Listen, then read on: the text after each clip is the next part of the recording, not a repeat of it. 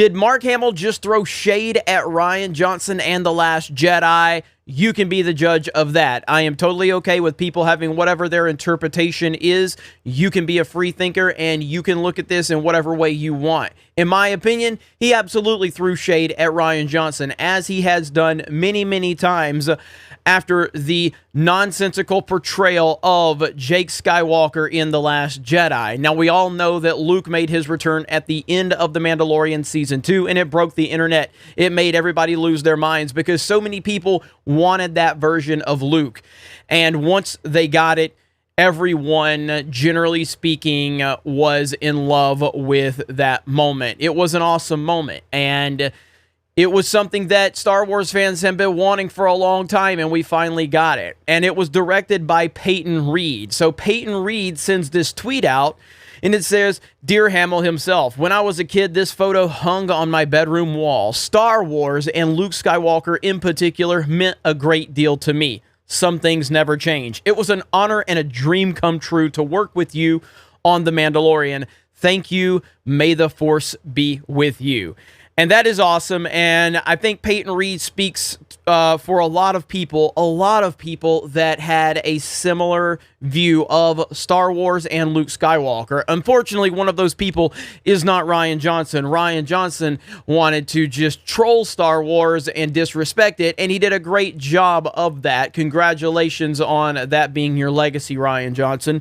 But people really don't like you or your vision of Star Wars, even though Kathleen Kennedy let you get away with it. Well, Mark Hamill responded, "Dear at Peyton Reed, I am so grateful to have been given the unexpected opportunity to revisit my character when he was still a symbol of hope and optimism.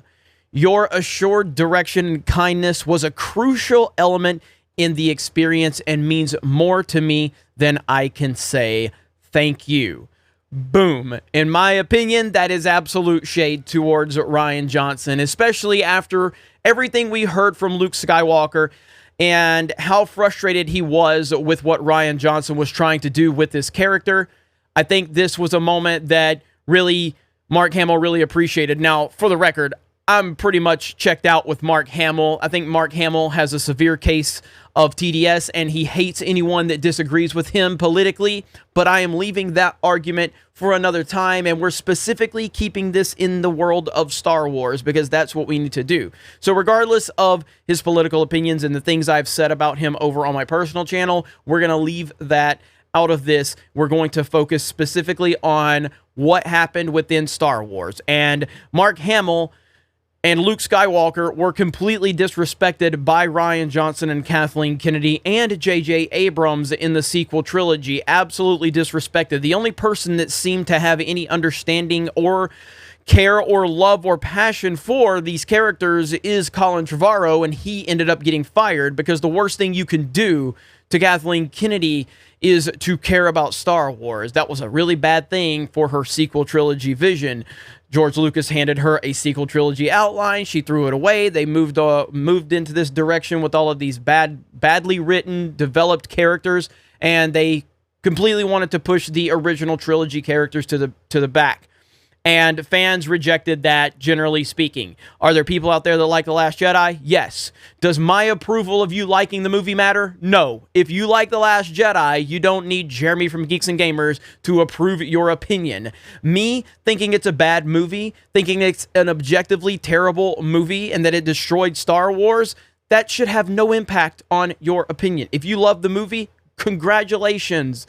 My opinion and my take on it should mean nothing to you. If it does, that's a problem you need to work out. But The Last Jedi is not a good movie. Now, with Mark Hamill, he clearly showed frustration. He clearly showed frustration through the entire process. Half the time, he was completely against it. The other half, it seemed like he got a phone call. It was really strange to see his behavior all over the place. But this comment right here tells me that he is very happy with what happened in The Mandalorian. He's very thankful, especially after where they went. And it is absolute shade thrown at Rian Johnson and the sequel trilogy. There's no doubt about it in my mind. But again, maybe you have a different perspective, and that's perfectly okay. Now, moving forward, What happens with Luke Skywalker and the Mandalorian and Baby Yoda and everything going on, I have no idea. There are rumors all over the place. There are rumors about this happening. Ahsoka's going to be the central figure. They're moving away from Luke Skywalker due to pressure. They're retconning the sequel trilogy. I have absolutely no idea what's going on. I really don't. I can have speculation in terms of what I think is going to happen, but to me, Lucasfilm is a house divided. Now, I've talked about this a few times. Does that mean when people say, is there a civil war? I don't think there's like drawn lines in the studios of Lucasfilm. I don't think like Dave Filoni and Jon Favreau are showing up with MAGA hats and they're standing across from Kathleen Kennedy and her social justice crowd and they're wearing Forces Female shirts and they're going to have an Avengers-style battle. I don't think that's the case. As a matter of fact, that's not the case. I know a lot of people are trying to build it up to go, this isn't going on. Well, of course that's not what's going on. It just seems like there are different visions. It's as simple as that. Different visions. And that's it. And that's all I think is going on. You have the Favreau-Filoni side that just are seeming to take Star Wars in one direction. Then you have the Kathleen Kennedy side that just seems to be in the identity politics region. What happens? I don't know. But that's what I think is going on. And I made this comment, I believe, on Friday Night Tights, where I was talking about looking at Jon Favreau and how he's the person that pretty much got the MCU started with Iron Man, and he fought to have Robert Downey Jr. cast in that role as Tony Stark, which is one of the all-time great decisions in, movie history to have Robert Downey Jr. play Tony Stark. At the time, Robert Downey Jr. was kind of damaged goods. He had a lot of problems, and Jon Favreau fought for that. And by the time we got to Iron Man 2, Kevin Feige, being a very smooth and intelligent businessman and an executive, swooped in and basically started to take Favreau's vision and started to turn it into his vision. And Favreau was a little frustrated with the fact that Iron Man 2 had a lot of elements that he really wasn't looking to have in his movie. And ultimately, the MCU moved off into Kevin Feige's direction. Kevin Feige took Jon Favreau's vision and then molded his own into it, used the momentum that Favreau gave him, and blended in his own vision, and that's how you got this all-time great MCU. Does Kathleen Kennedy have that same business mentality? I don't know. If she's a smart executive, which she's not, if she knows what she's doing, which she doesn't, then she would take the momentum that Favreau has created and try to build upon that. But I don't feel like that's what's going to happen. I feel like Favreau has created something that the fans love.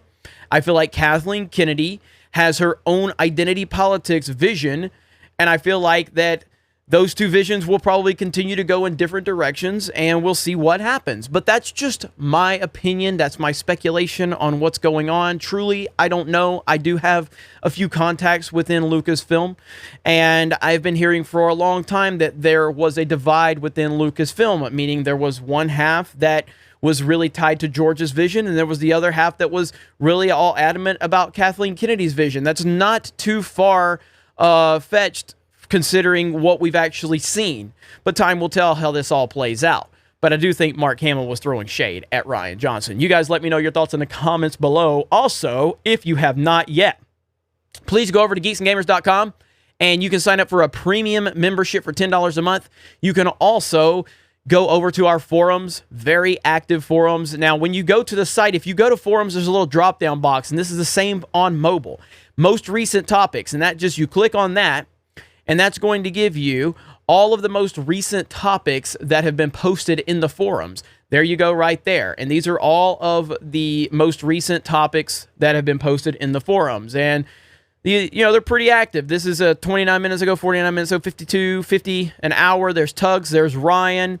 So we've got a lot of good stuff going on over on the website. You can also play the latest version, or should I say latest version, the very first ever Geeks and Gamers video game. As you see that scrolling around the top, you just go and click on that link, and that will take you directly to Fact Blast.